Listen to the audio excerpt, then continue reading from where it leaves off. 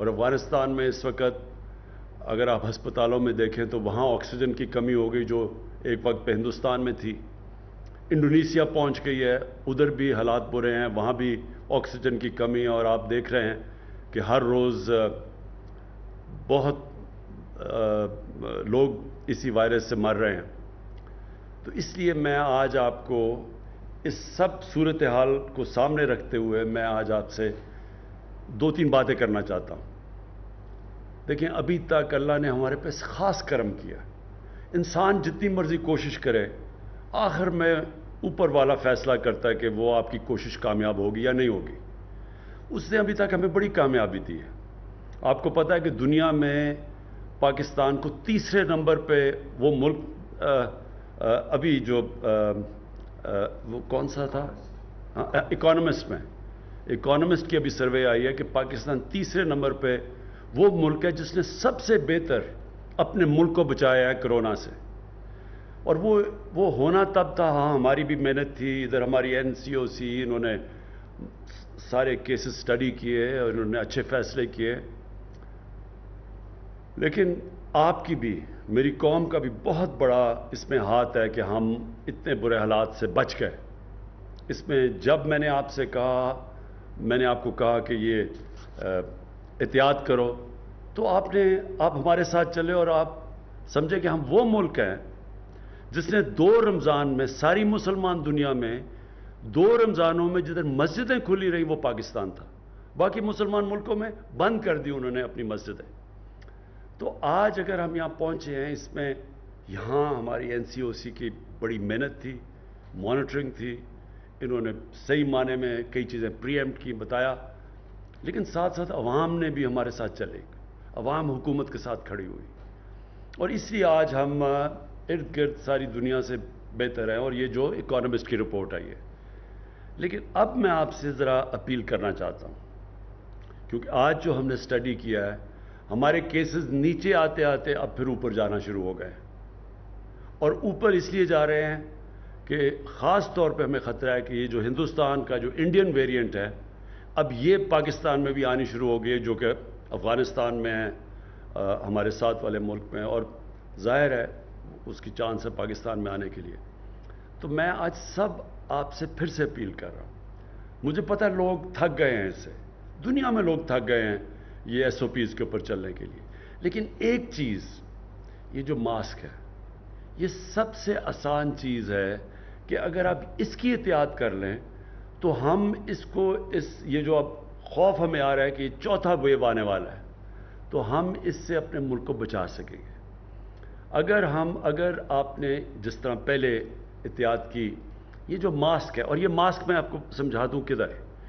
جدھر بند کمرے ہیں، جدھر مثلا شادیاں ہیں، ریسٹورنٹس ہیں، بند کمروں کے اندر، اور خاص طور پہ جب لوگ کھانا کھا رہے ہیں، اس کا مطلب کہ اس کی پھیلنے کی چانس بڑھتی جاتی ہے.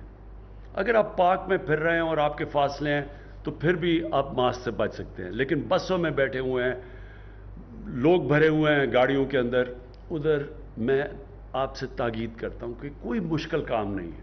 یہ ماسک پہننا کوئی مشکل کام نہیں، لیکن اس سے ہم اپنے ملک کو بچا سکیں گے. ہاں، ہم اپنی معیشت کو بچا سکیں گے جو اب تک ہم نے بچایا ہے.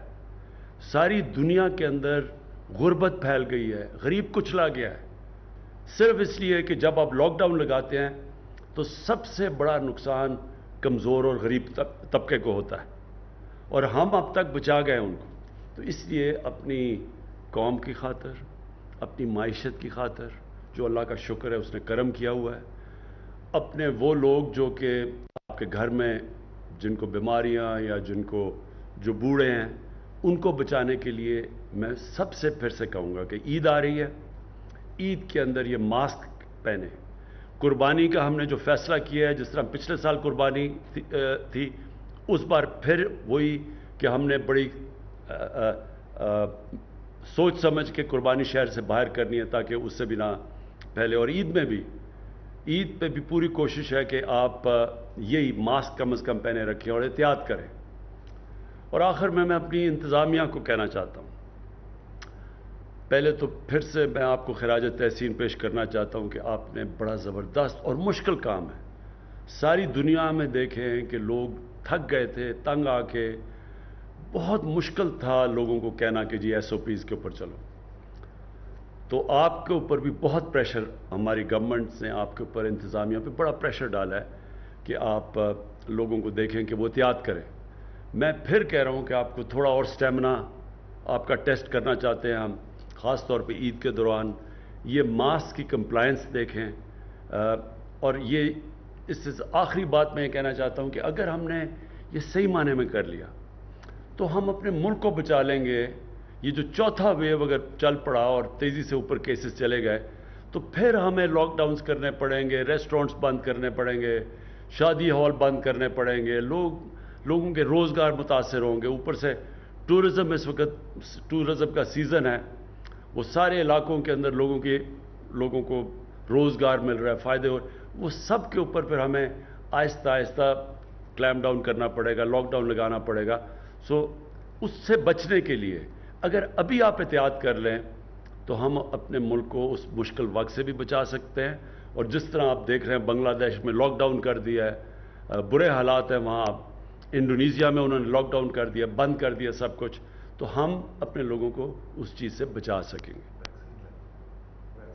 ہاں, اور میں بھول نہ جاؤں, اصل میں جب تک ہم سارے لوگوں کو اپنا ویکسین نہیں لگا سکتے, یہ اس کے ویوز آتے رہیں گے. تو یہ بھی میں تاکید کرنا چاہتا ہوں کہ ہمارے پاس ڈوزز پڑے ہوئے ہیں, ہم نے باہر سے, اللہ کا شکر ہے ہمارے پاس ویکسین ہے. تو میں سب کو تاکید کروں گا کہ ویکسین لگائیں. بدقسمتی سے پاکستان میں ہم ویکسین بناتے نہیں ہیں, اس لیے ہمیں تھوڑا دیر لگے گی سارے اپنی آبادی کو ویکسین لگانے کی. مثلا امریکہ نے بڑی تیزی سے کر دیا کیونکہ وہاں بنتی ہے ویکسین, برطانیہ نے کر دیا, اور ملکوں نے کر دیا, لیکن ہمارے ملک میں ویکسین بنتی نہیں ہے. لہٰذا جیسے جیسے ویکسین آتی رہتی ہے ہم ڈوز لگاتے رہتے ہیں. اس وقت ہمارے پاس ہے ویکسین, لہٰذا اس کا فائدہ اٹھائیں. شہروں میں خاص طور پہ ویکسین لگائیں, شہروں میں جدھر زیادہ چانس ہے, جدھر زیادہ تیزی سے پھیلتی ہے, تو اس کا فائدہ اٹھائیں. اور انشاءاللہ اگر ہم اس چوتھے فیز سے نکل گئے تو انشاءاللہ ہم اپنے ملک کو بالکل, اپنی جو باقی ملکوں میں تباہی مچی ہے, ہم اپنے ملک کو بچا سکیں گے. شکریہ.